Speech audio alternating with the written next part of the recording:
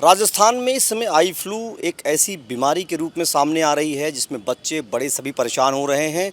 School जाने वाले छात्र हों या बाज़ार में जाने वाले लोग हों, कहीं पर भी जहाँ पर भी पब्लिक गैदरिंग होती है वहाँ पर लोगों को अब ये ज़रूर महसूस हो रहा है कि आँख में कोई न कोई दिक्कत हो जाएगी।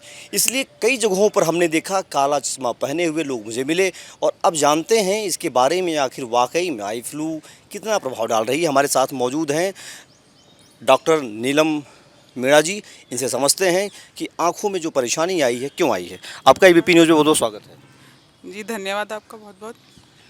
ये जो अचानक से मैम बच्चों में बड़ों में सब में आई फ्लू की बीमारी आ रही, क्या लग रहा है आपको, क्या वजह हो सकती है? अभी एक्चुअली क्या बारिश आई है, बाढ़ आई है, तो इसकी वजह से हमारे वातावरण में नमी हो जाती है। अगर वातावरण में नमी होती है तो उस समय जो बैक्टीरिया होते हैं, वायरस होते हैं, उनको अपना ग्रो करने के लिए एक अच्छा एनवायरनमेंट मिल जाता है। ऐसा नहीं है कि ये इस साल ही हुआ है, जो कंजक्टिवाइटिस है ये हर साल होता है, पर इस बार इसकी सीवियरिटी थोड़ी ज़्यादा देखी गई है as compare to last years. तो ये पूरे भारत में एक जैसी बीमारी आई फ्लू की, चाहे छत्तीसगढ़ हो, मध्य प्रदेश हो, राजस्थान हो, हर जगह आ रही है, दिल्ली में भी आ रही है। तो आपको लगता है कि ये जो बारिश हुई इसकी वजह से हुई है या इसके पीछे कुछ और भी वजह हो सकती है? जी, ये बारिश की वजह से ही हुई है। जैसा कि आप सभी को पता है, बारिश हर तरफ बहुत ज़्यादा हुई है, बाढ़ के हालात तक हो गए हैं, तो इसी वजह से ये वायरस जो बैक्टीरिया ये अच्छे से ग्रो कर पा रहे हैं और इसी वजह से ये इन्फेक्शन पूरे इंडिया में हो रहा है। एक बात बताएं कि ये क्या बच्चों में ज़्यादा असर डाल रहा है या एज वाइज कुछ इसका प्रभाव पड़ रहा है या क्या क्या चीज़ें इसमें देखने को मिल रही हैं?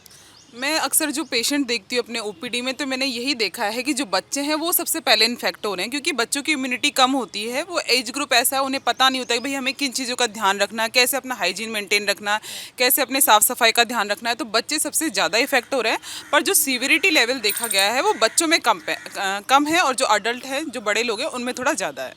तो इसमें जैसे कि ये एक सावधानी के तौर पर क्या करना चाहिए? अगर आप लक्षण क्या होते हैं इसके, क्या क्या इसकी साइड इफ़ेक्ट्स होते हैं, ज़रा उस पर भी बताते चलें। जो आई फ्लू होता है उसमें लक्षण यही होते हैं। सबसे पहले हमारी आंखों में पानी आने लगता है, जो पीले रंग का गीड है वो आने लगता है, हमारी आंखें चिपचिपाहट वाली हो जाती हैं, आंखों में किरकिराहट होती है, पलकों में बहुत ज़्यादा सूजन आ जाती है। कभी कभी कुछ लोग कंप्लेन करते हैं कि उन्हें दिखने में भी परेशानी होती है। वो इसलिए होता है क्योंकि आंखें जब पल के हमारी चिपक जाती है, गीड़ आ जाता है, तो उससे हमारा जो देखने का जो विज़न है वो कम हो जाता है। ये इसके लक्षण होते हैं। और बचाव के लिए हमें यही करना चाहिए, जो समूह जहाँ गैदरिंग होती है, जहाँ लोग इकट्ठे होते हैं, उस एरिया में थोड़ा सा अवॉइड करना चाहिए, हमें जाना नहीं चाहिए। इसके अलावा जैसे ही आप बाहर जाएँ किसी भी काम के लिए, बच्चे स्कूल जा रहे हैं, कोचिंग जा रहे हैं, जैसे ही घर आए उन्हें अपने हाथ मुँह अच्छे से साफ़ करना चाहिए। किसी भी कारण से आप घर में घुस रहे हैं, घर से बाहर जा रहे हैं, तो अपने हाथ सैनिटाइज करें प्रॉपर।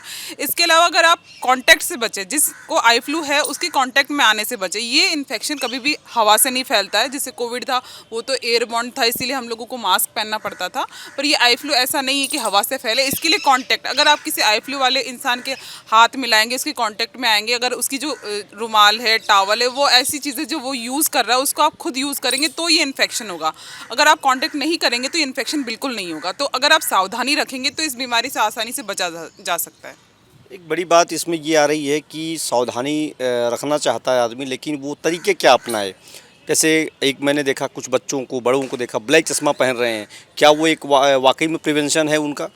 ब्लैक चश्मा इसलिए पहनते हैं लोग क्योंकि इसमें क्या, इस इन्फेक्शन में हमारी जो सूजन आ जाती है, जो हमारी कंजक्टिवा होती है उसके अंदर पलकों में सूजन आ जाती है, तो उसकी वजह से हम जो लाइट देखते हैं उसको देखने में थोड़ा अनकंफर्टेबल फील करते हैं, हमें अच्छे से देख नहीं पाते हैं। तो अगर काला चश्मा पहनेंगे तो वो फोटोफोबिया की कंप्लेन है वो खत्म हो जाएगी।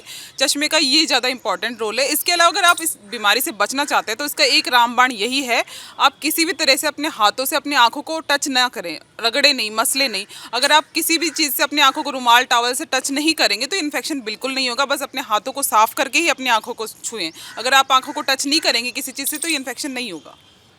एक चीज़ बताइए, जैसे जिनको चश्मा लगा हुआ हो, जिनके आंखों में कोई परेशानी हो, उन पर भी इसका प्रभाव है? जी जी बिल्कुल, जो चश्मा लगा रहे हैं आंखों पे इसका प्रभाव है, उनको भी ये हो रहा है। एक्चुअली क्या है कि आप अक्सर ये होता है किसी भी कारण से हमने आंख मसल ली, आंख रगड़ ली। मान लो कोई आई फ्लू वाला इंसान है, वो आपके सामने बैठा, उसने टेबल को टच किया, कपड़ों को टच किया, उसी टेबल को आपने टच किया और उसको अपनी आंखों पे लगाया, तो वो इन्फेक्शन हो जाएगा। इसका कोई रोल नहीं है कि अगर आप चश्मा लगाते हैं नहीं लगाते, ये सबको हो रहा है। एक सवाल और है कि कोरोना को कहा गया कि ये एक समय पर बाद ख़त्म हो जाएगा, ये बीमारी, इस बीमारी का टाइम कितना है, कितने समय तक रहती है? ये इसका जो टाइम पीरियड है ये किसी इंसान में 3 दिन से 15 दिन तक भी हो सकता है, 20 दिन तक भी हो सकता है। इसमें ये इस साल ये अलग आया है कि इसमें अपने आंखों में खून उतरा हुआ भी दिख रहा है लोगों में, जिसे सबकंजक्टिवल हेमरेज कहते हैं, जिसको सही होने में कम से कम 15 से 20 दिन का समय लगता है। तो लोगों को उससे घबराने की ज़रूरत नहीं है। ये थोड़ा अलग सिम्टम देखा गया है इस साल, क्योंकि इस साल एडिनो वायरस ज़्यादा ग्रो कर पा रहा, तो उसकी वजह से ऐसा हो रहा है। तो ऐसा नहीं है, इसका टाइम ड्यूरेशन 3 दिन से लेकर 15 से 20 दिन भी हो सकता है। ये क्या रिपीट भी होता है? जी जी, अब तक ऐसा नहीं देखा गया कि जिनको इन्फेक्शन हुआ है तो उनको वापस रिपीट हो रहा है। एक चीज़ और आपसे आखिरी सवाल है कि राजस्थान में जो लोग रह रहे हैं उनके लिए क्या आपकी सलाह है फ़िलहाल अभी के लिए? क्या खान पान पे भी ध्यान देना है, सब्जियों पर भी देना है, या बस केवल आई फ्लू वालों से ही बचना है? आपको ये रखना है कि भाई अपनी इम्यूनिटी अच्छी रखें। ऐसा नहीं कि पहले कोरोना आया, अभी आई फ्लू आया। अगर आपकी इम्यूनिटी अच्छी होगी, आपकी जो शरीर की रोग प्रतिरोधक क्षमता अच्छी होगी, तो किसी भी बीमारी से लड़ने में वो आसानी रहेगा। वो इसी चीज़ के लिए नहीं, वो हर बीमारी के लिए है। इसके अलावा आप जो गैदरिंग होती है वहाँ जाने से बचें। इसके अलावा जो कॉन्टैक्ट लेंस यूज़ करते हैं अभी, वो कॉन्टैक्ट लेंस यूज़ ना करें। जो कॉमन सामान यूज़ करते हैं, अपना टॉवल, रुमाल, तौलिया, इसके अलावा जो कॉस्मेटिक का सामान है जो आपस में शेयर कर लेते हैं, वो ना करें। बच्चे जैसे स्कूल में जाते हैं, बाहर जाते हैं, तो घर पे आते ही उनके कपड़े प्रॉपर चेंज करें, उनके हैंड वॉश करवाएं, उनका मुंह साफ़ करवाएं। इसके अलावा आप बस हाइजीन को मेंटेन रखें और किसी भी तरीके से अपना जो कांटेक्ट है अपने आँखों को टच ना करें। अगर आँखों को टच करने की भी ज़रूरत पड़ रही है तो अपने हाथों को साफ़ करके ही टच करें। तो ये थी हमारे साथ डॉक्टर नीलम मीणा। इनसे मैंने समझा कि वाकई में क्या जो आई फ्लू की एक समस्या आई हुई है उसमें कितनी तरीके की चीज़ें हो सकती हैं, कितना बचाव करना है और कैसे बच्चों के साथ साथ बुजुर्ग बड़ों सभी का ध्यान रखना है। एबीपी लाइव के लिए संतोष कुमार पांडे, जयपुर।